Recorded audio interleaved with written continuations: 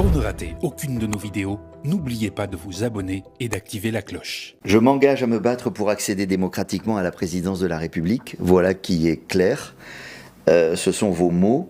Dès l'instant où vous décidez, parmi 30 millions d'Ivoiriens, que vous voulez être le premier des Ivoiriens, vous devez travailler, vous devez bosser, vous devez faire des recherches, vous devez évaluer, vous devez comparer, pour ne pas que demain, on vous prenne au mot. On s'approche doucement vers la fin de l'émission, mais je voudrais vous demander l'impression que j'ai, peut-être me démentirez-vous, c'est que en ce début de mandat présidentiel, en ce début de mandature législative, c'est pour votre parti et pour vous-même sur un plan personnel une sorte de reset. On repart sur une page blanche et on remet les compteurs à zéro. Et c'est pas faux, mais en même temps, je veux que l'on comprenne que l'opposant que je suis veut être une force de proposition, une force de critique, une force de proposition. Et que le bleu goudé qu'on a voulu présenter aux Ivoiriens n'est plus celui qui est face à vous. Celui qui est face à vous porte un projet. Celui qui est face à vous sait à quel moment il faut mettre l'intérêt du pays en avant. C'est celui-là que je veux que les Ivoiriens retiennent de moi. Parce qu'il y en a qui disaient, oh, mais on n'échange pas un pays avec les proverbes. Non, moi je n'ai pas que des proverbes. Je suis fier de faire des proverbes parce que je suis fier d'être africain. Et vous en avez fait un livre. Mais en même temps, j'ai un projet que je porte. J'ai des cadres qui sont avec moi, qui travaillent avec moi. Voilà ce que je voulais qu'on comprenne. Justement, on vous a souvent soupçonné, et ce on vient plutôt de votre camp, de ménager le pouvoir. Et on vous a trouvé, à votre retour de La Haye, plus calme d'une certaine manière que ce à quoi certains pouvaient s'attendre. Vous pouvez expliquer ça? Vous savez, souvent, les gens ont besoin d'un bouc émissaire. Ils ont besoin d'un coupable qui peut brandir à la foule et à l'opinion. Parce qu'avec celui-là, ils ne risquent rien. C'est mon cas. Sinon, j'ai eu 12 années, M. Déné-Sera, hors de la Côte d'Ivoire. 8 ans en cellule, donc seul. J'ai donc avec moi une richesse vraiment énorme, le temps. J'ai eu le temps de cartographier la Côte d'Ivoire. Qu'est-ce qui a été fait? Qu'est-ce qui n'a pas marché? Quel est le mal? Parce que quand un avion tombe, ce qu'on cherche, c'est la boîte noire. Pour identifier les causes du crash. L'image est intéressante. Qu'est-ce qu'il fait qu'en Côte d'Ivoire, quand il y a une élection, on vient toujours se battre? C'est cela que moi j'ai. Deuxièmement, les vies humaines sont sacrées. Et moi, je veux amener les gens à comprendre que entre nos ambitions personnelles et la vie de la nation, il faut faire le choix de la vie de la nation. C'est le lieu pour moi de dire que le choix que nous avons fait, Mme Gbagbo et moi, d'aller aux élections, moi la soutenir, je voulais ici la féliciter. Les Ivoiriens ont compris que cette dame, qu'on a voulu présenter comme la diablesse, comme celle qui était la plus dure, voilà ce qu'elle a fait. Elle a mis en avant l'intérêt de la nation, et nous tous avec elle. Alors moi, je vais dire à ceux qui m'accusent d'être le traître, mais un traître qui n'a même pas, qui n'est pas électeur, il n'est pas sur la liste électorale, il n'est même pas éligible. Un traître qui est condamné à 20 ans, un traître dont le parti peine à avoir un récépissé,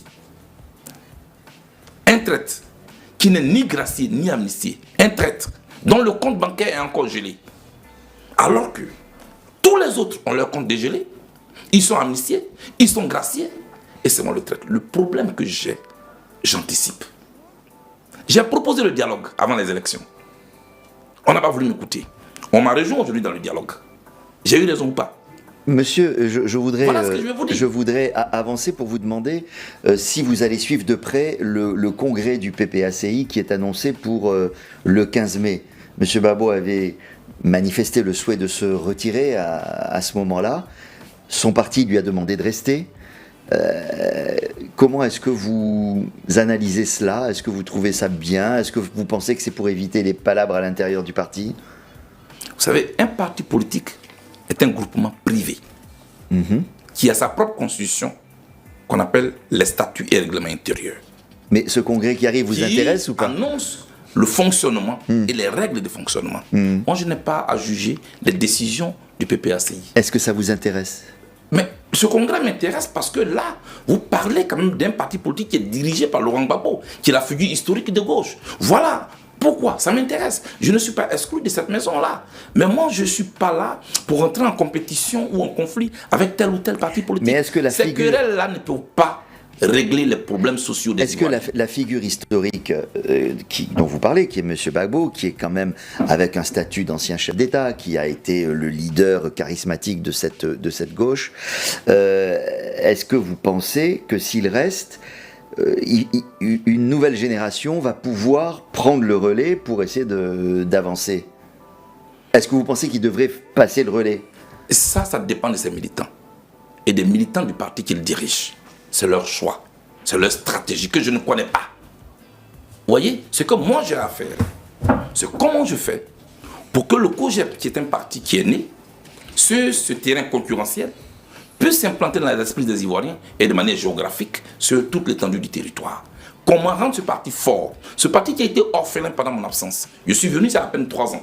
Là, on a l'impression qu'il y a une éternité que je suis là. Parce que j'ai fait le tour du pays. Je n'ai pas peur de construire.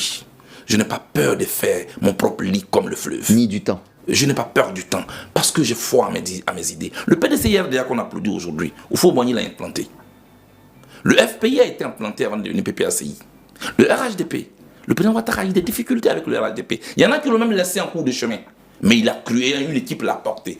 J'ai une équipe qui va me porter et on a tout le temps. Moi, je ne vais pas juger le PPACI, mais je ne suis pas en conflit avec le PPACI. Un congrès est un lieu important pour la vie d'un parti politique. Essayer d'adapter ses statuts et règlements intérieurs, changer donc les instances du parti, se donner un nouveau dirigeant qui continue avec l'ancien. Le reste, là, ça ne dépend pas de moi. Je parle du leadership. S'il est là, son leadership écrase tout. Est-ce que vous pensez qu'il devrait se retirer? Ce n'est pas à moi de dire au président Laurent Gbagbo ce qu'il devrait faire. Non, je ne parle pas pour le PPACI, je parle pour l'ensemble de la gauche. Mais l'ensemble de la gauche ne va pas à un congrès. C'est le PPACI qui va à un congrès. Voilà. Donc vous ne pouvez pas parler pour l'ensemble de la gauche. La gauche est la plus réelle. C'est un parti politique qui va à son congrès. Laissons le temps à ce parti politique de décider ce qu'il veut faire de son parti politique. Alors, et un jour, quand ils auront fini, quand nous tous on se sera rendu compte que même dans nos différences, on peut travailler ensemble autour d'un projet commun, ça c'est très important. On n'a jamais eu de projet commun. On n'a jamais eu un programme commun. C'est toujours des coalitions, des alliances éphémères qui se mettent ensemble, qui s'éclatent, qui explosent, et puis on tourne en rond. À quel moment on va s'appeler pour s'asseoir autour d'un projet commun, autour d'une cause? Voilà ce qu'il faut faire. On a très bien compris quels sont vos objectifs. Vous voulez compter dans l'avenir du pays, mais vous avez dit « je n'ai pas la solution pour mon affaire de 20 ans ». J'attends seulement d'être établi dans mes droits. Bon, attendre, c'est pas tout à fait normalement dans votre tempérament, mais qu'est-ce que vous pouvez faire pour que ceci arrive? Vous ne me connaissez pas peut-être. Les Ivoiriens ont eu ce cliché. J'ai toujours attendu dans ma vie. J'ai attendu qu'on me donne un sein à téter quand j'ai perdu ma mère en couche. J'ai attendu d'être reconnu à l'université d'Abidjan avant d'être porté à la tête de la FESI. J'ai été chauffeur, j'ai été apprenti, avant d'être chauffeur à la tête de la FESI. Et puis, tout dernièrement, j'ai beaucoup attendu. J'ai attendu un passeport pendant 3 ans. J'ai fait un procès pendant près de 6 ans. On m'a acquitté en première instance à la Cour pénale internationale. Le procureur a fait appel. J'ai dû attendre 2 ans avant que la Cour pénale internationale, à sa chambre d'appel, ne puisse prononcer définitivement mon acquittement. Donc je sais attendre. C'est pourquoi je dis, j'attends. Ça c'est rien 20 ans. Et ça va venir? Mais je suis convaincu que ça va venir tôt ou tard. Et moi je laisse donc la possibilité à la société de juger. Et puis les autorités ivoiriennes, je leur laisse ce temps de prendre la décision. Parce que moi, j'ai des idées pour mon pays. Mais en plus, j'ai besoin d'être rétabli dans mes droits. Écoutez, moi je suis par exemple, je suis soutien du président Gbagbo. En 2010-2011. On nous prend nous deux. On nous transfère à la Cour pénale internationale. On est acquitté. Mais en Côte d'Ivoire, on est condamné à 20 ans. Lui, il est gracié. Madame Gbagbo Simone, pour la même cause, elle est amnistiée. Le général de Goblé, il est gracié. Moi, Charles Blé Goudé, ni gracier, ni amnistier. C'est une injustice que je vis. Et tous ceux qui peuvent m'aider à taper à toutes les portes pour que cette question soit réglée, sans que je passe par une révolution ou par une force. Parce qu'il y en a qui disent, ok, c'est une femmelette, il n'arrive pas à se battre pour obtenir ses vêtements. Je n'ai pas besoin de ça. Pourquoi? Parce que les dernières crises que mon pays a vécues m'ont enseigné qu'on n'a pas besoin d'aller à l'affrontement pour entrer dans ses droits. Cela viendra tôt ou tard. Est-ce qu'il faut en déduire que dès aujourd'hui, Charles Blé Goudet se prépare pour 2030? C'est trop tôt de dire tout cela. Ce qui compte aujourd'hui, c'est que la Côte d'Ivoire sort d'une élection appréciée diversement. Il y a eu des morts, il y a eu des prisonniers. Aujourd'hui, il faut faire en sorte qu'on ne retourne plus à l'ancienne page de crise. Il faut la tourner. C'est à cela que je travaille dans un premier temps. Parce que oui, ce que je veux dire quand même. J'arrive. Ce que je veux diriger, ce sont les Ivoiriens plus tard. Ceux-là, je vais travailler pour eux.